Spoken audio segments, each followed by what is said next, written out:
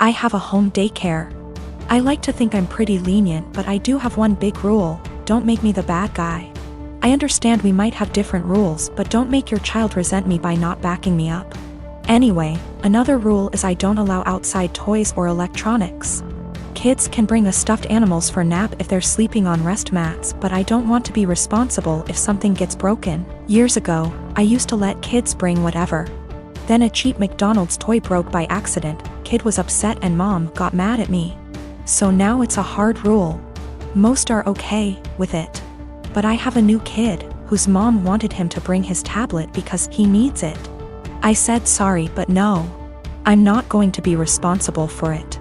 We went back and forth, but finally she just says fine. But every morning, he's crying because she took his tablet from him in the car. She always gives me this look and says, "Miss Lucy says no tablet." I always try to say we have plenty of toys, but the kid spends the whole morning sulking. I've talked to mom, asked her to leave it at home and not even put it in the car, but she says he needs it. It's been a month and yesterday was the straw that broke the camel's back. Kid came in crying as usual. I tried my usual redirection, which didn't work. Mom was giving me a look of, "See what you did?" Then she had the nerve to say to him, "I know you need your tablet, we've talked about this before, Miss Lucy is strict." That pissed me off. I ended up telling her to take him home right then and there. She was shocked and tried to stammer. He was my first kid of the day, so there was no scene. I just handed back his backpack, said he was no longer a student of mine, and began to pack his extra clothes and the sippy cup he kept. Mom was in tears as she left. My husband thinks she was right. I'm too strict and should have broken policy instead of causing drama. There was no medical need for the tablet. It was all just that he wanted it. I'm not making a waiver for electronics. That won't stop other issues with the tablets, such as jealousy and drama, so my "don't make me the bad guy" rule has been misunderstood, partly as I worded it poorly. I don't expect blind obedience. No one has to agree with my rules. They can challenge them, to me. But to their kid, I'd rather them explain everyone has different rules and that while they're with me, things will be different. I do the same with parents who have different rules than mine. I never say they're wrong or strict, I say that we have different rules at school and to listen to mom and dad. This is also a policy for pacifiers, bottles, and potty training. I'll approach any of these milestones when you ask, but you have to be working on it at home too. The kid won't progress if they only go pee on the potty at home. And the child was not autistic or non-verbal. If he was, an exception would be made. I returned her money for the last few days of January and texted an apology for terminating without notice, and said I hope she was able to find care. She said she left him at her mom's. She also asked if there was any way I'd reconsider, and I said no. We had a long phone call and no minds were changed, but it was the ending we should have had. My brother and I do not get on. When we were younger, he'd go out of his way to make my life a living hell. To my parents' credit, they did tell him off for it when they caught him, but they both worked long hours and didn't have the energy to deal with our arguments. This continued into adulthood. He was salty that he failed his college course the first time around. There was a bad argument in our family a while ago, and it all started because I refused to decorate my brother's living room.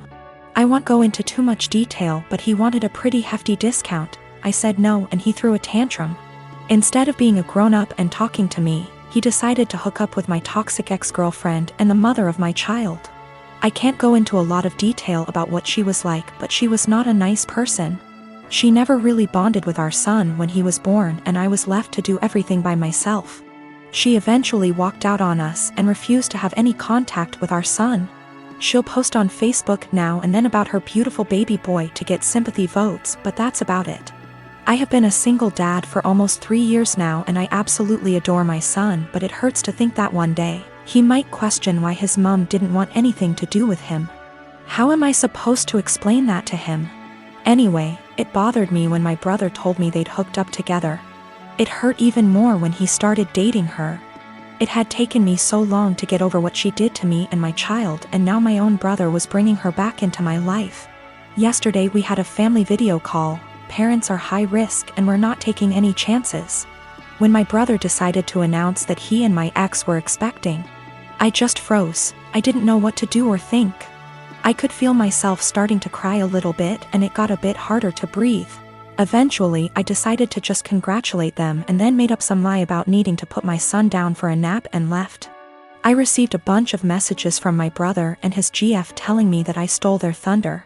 After I left, my parents and some other family members started worrying if I was okay, and not really focusing on their news. My uncle told me that I should have just been a man and stuck it out instead of making excuses to get out of it. After all, it was expected that our kids would be raised around each other. I feel like maybe I shouldn't have left the call, but at the same time it would have been worse if I'd stayed and had a full-blown panic attack in front of everyone. Some of the family members are split and have argued that I won't be able to avoid my brother and his family forever, but others believe I was in the right to leave that situation. I don't know what to think. My parents aren't happy, but they don't have the energy to deal with all the hassle my brother would cause. They actually cut him off for a little while when he started dating my ex, but he phoned them constantly and, again, can't go into much detail, but he said he'd do something not so good. They keep him at arm's length, but I have told them not to cut contact because of me. If they want to cut contact on their own accord, then that's fine, but I do not want to be the reason that they have to deal with his tantrums. The rest of the family, for the most part, weren't happy about it but accepted it, or pretended to. When they started getting a bit more serious, my uncle, who told me to be a man, thought it was funny. That's just the kind of person he is. Not for my sake, but for the sake of my son. I don't want to put him through all that. My sister called me saying that her work had an emergency and she needs to get there ASAP and needed me to watch her kids because no one else can. I rushed over there just to find her husband locked in his game room playing video games. I asked her why she called me over if he was home, and she said he didn't want to babysit because it was his only day off. Sister left, and I started hanging with the kids. I was changing the baby's diaper and the other kids wanted a snack. I told them to go ask their dad to make them a snack since the baby had a blowout and it was going to take a while to clean him up.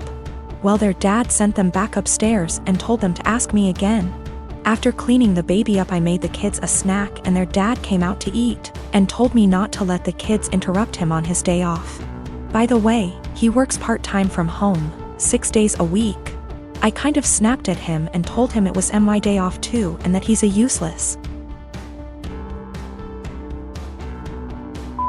father and husband if his wife has to rely on her teenage sister rather than her own husband. He started telling me I was disrespectful and didn't understand how hard parenting is, and I told him he clearly doesn't understand how hard it is either since he considers parenting his own children babysitting.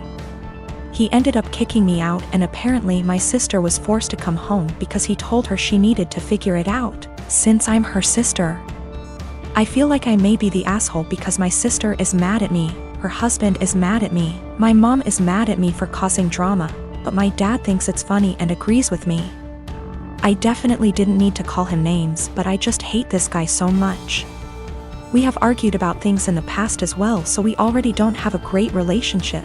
My sister is saying I need to apologize to him, and he is threatening to never let me into the kids' lives if I keep disrespecting him. He does not take care of the kids normally. My sister takes them to daycare during the day and then picks them up on her way home. She is the breadwinner and the primary caretaker. I really love those kids and don't have an issue babysitting them. I love hanging out with them.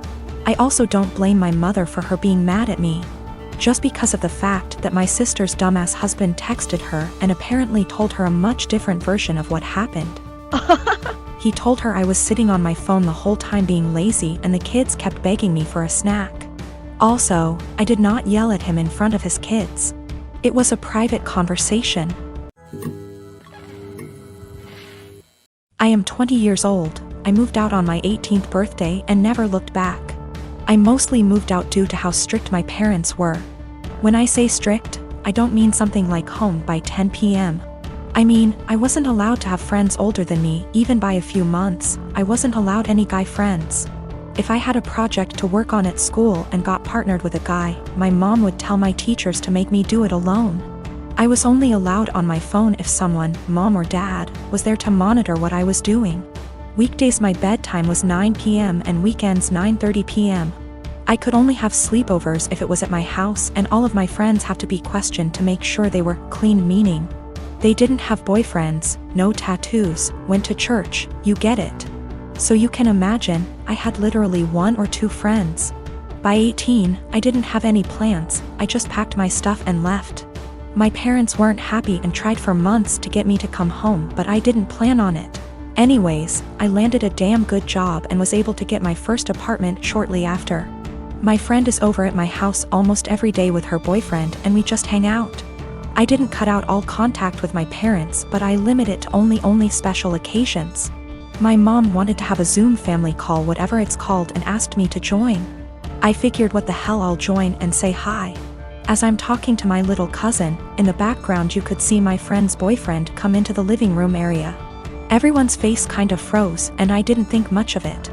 My mom asked who it was and I told her, and she immediately gets annoyed. She started asking why he was leaving my bedroom, which he didn't. The bathroom is the same way towards the bedroom, so I could see why it would look like he left from my room. She and my dad proceeds to ask me why I have guys at my home, why is he 21 hanging around me? I just turned 20, but yeah, it was like I was 15 again.